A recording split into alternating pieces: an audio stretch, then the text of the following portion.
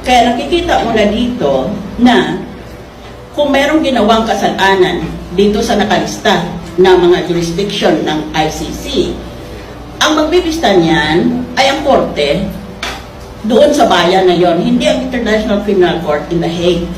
International Criminal Court, as I said, is a court of last resort. Pag hindi mo mabigyan ng katarungan ang akusado, ayaw mo o kaya hindi mo kaya, ay saka pa lang yan pupunta sa ICC. Kaya maling-mali yung mga pinagtatanong sa akin sa Senado. Kasi hindi sila marunong magbasa.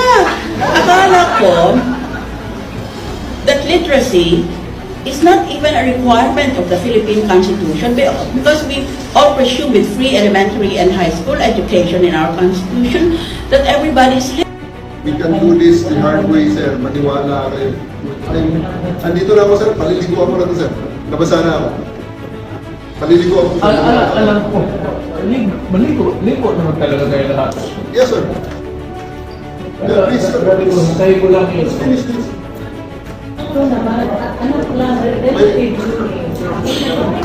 Walang darating kasi nakasarado tayo lahat dito. Hindi ko sa mga research yun. Other day, anong kasunod? Pag ilan na itong balik ko, maniwala kayo, let's do this the hard way. Try me, believe me. Nako, nakasakitan tayo, sir. I'm promising you. Dalawin prevail. Kaya nga kanina pa ako nagbibigay. Ako naman pagbigyan nyo. Baka pwede. Baka naman pwede pagbigyan nyo naman ako. Kami naman ang pinagbigyan ka, hindi na babalik. Anong ibabalik ka namin? Kanina pa ako sa nagbibigay. Anong ibabalik sa amin? Maniwala kayo. Naniniwala ako sa inyo. Sir, naniniwala ako sa inyo. Maleta na siya. Dave, game time. Lahat ng mga dito, hindi si President Duterte. Ilabas. Kumakain pa. Nakita mo kumakain?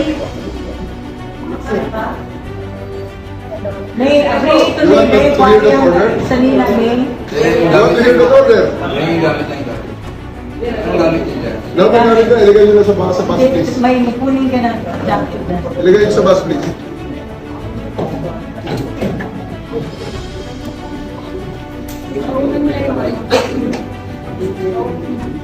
Okay na. Yung sama ito. Pati yung si James, kayo. Tawag. Tama.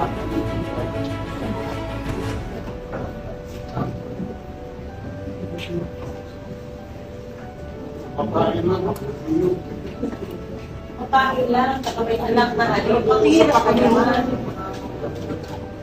Hindi na kayo mga opportunity. Hindi naman kayo, sir. I will remove you from this room, maniwala kayo. Grabe naman ang alam mo, sir. Ang black man out.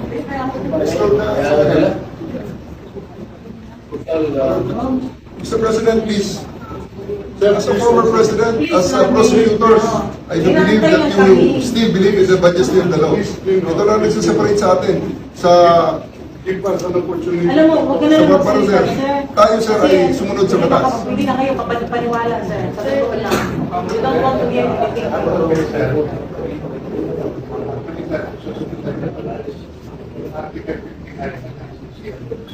Hindi siya mag-wheelchair. Hindi siya mag-wheelchair. Hindi siya mag-wheelchair. Lalaki. Pagbigyan niyo na siya. Pagbigyan niyo. Sir, sir. I'll just get the president, sir, and bring it to the floor. Ano pa pinag-usapan natin? Kukunin mo ito. Mawawala na. Balik naman tayo sa zero. Ay, yun na nga, sir. Balik din tayo sa ano. Ikaw na nagsabi, right to counsel. We are here invoking our right to counsel. His right to counsel. Sir, I have sent over. Sir, constitutional I am right. now Sinabi in mo, the bring constitutional right. the order. Wala na hintayin. Kakasakitan tayo dyan. Anong Plaza Miranda, anong Miranda rights? Pilipinas o sa Hague? Sana ano ba? Di ba nasa natin? Okay?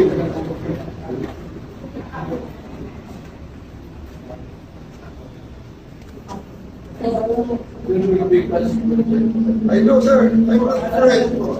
Please, let's spare all of them. Show your statesmanship, sir. Let's spare all of them.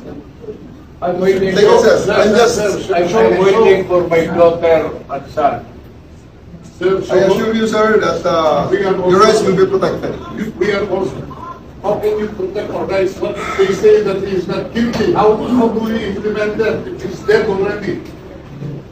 Sabihin nyo na sa amin. Pwede, Kung sir. magbigay ng order, sir. Paano mo lang anak, sir? Ayaw ko magbigay ng order. Anak mo ba? Paano mo lang anak? Grabe ka naman. Magbigay ng order, sir. Kailangan namin mag-usap yung anak ko lang.